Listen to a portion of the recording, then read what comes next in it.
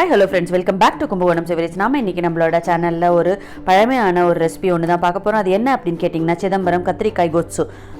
இது வந்து சிதம்பரத்துல ரொம்ப ஃபேமஸ். எப்படின்னு கேட்டிங்க அப்படினா சிதம்பரம் நடராஜர் கோவில்ல சம்பா சாதத்தோட கொட்சு பண்ணி நைவேத்தியம் பண்ணி பிரசாதமா கொடுப்பாங்க. இது எப்படி பண்றது அப்படிங்கறத பார்க்கலாம். வாங்க வீடியோக்குள்ள போலாம். அதுக்கு முன்னாடி நம்மளோட கும்பகோணம்சவரிஸ்க்கு முதல்ல வரீங்க அப்படினா மறக்காம நம்ம சேனலை சப்ஸ்கிரைப் பண்ணிக்கோங்க. பக்கத்துல இருக்கிற பெல் ஐகானையும் கிளிக் பண்ணிக்கோங்க.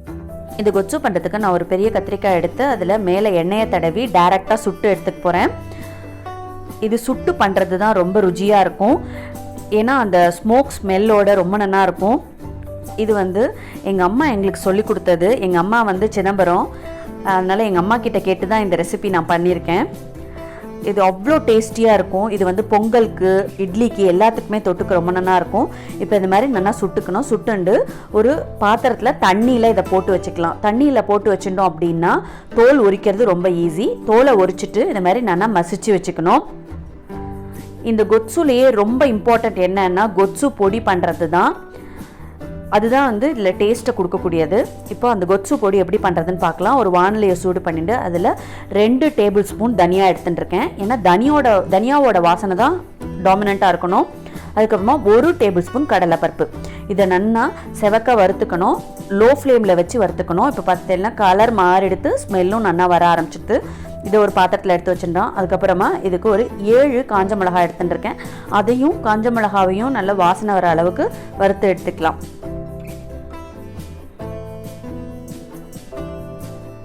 இப்போ இதை ஒரு பாத்திரத்துக்கு ட்ரான்ஸ்ஃபர் பண்ணிட்டு நல்லா ஆற விட்டுண்டு அதுக்கப்புறமா ஒரு மிக்ஸி ஜாருக்கு ட்ரான்ஸ்ஃபர் பண்ணி பொடி பண்ணிக்கணும். நல்லா ஃபைன் பவுடராக பண்ணிக்கலாம். இந்த அளவுக்கு நம்ம பொடி பண்ணிக்கணும். இப்போ நான் இதை வந்து கல்ச்சட்டியில் பண்ண போகிறேன். இந்த கல்ச்சட்டி வந்து கிட்டத்தட்ட ஒரு 40 வருஷம் பழைய கல்ச்சட்டி எங்கள் அம்மாவோடது.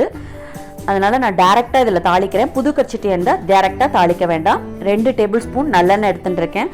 1 டீஸ்பூன் கடுகு, பெருங்காயம், உளுத்தம்பருப்பு, இது எல்லாத்தையும் போட்டு பருப்பு செவக்கிற அளவுக்கு இதை வறுத்துக்கலாம். இப்போ பருப்பு செவந்தெடுத்து இதில் கருவேப்பிலையை சேர்த்துக்கலாம். இவ்வளோதான் இது தாளிக்கிறதுக்கு தேவையானது.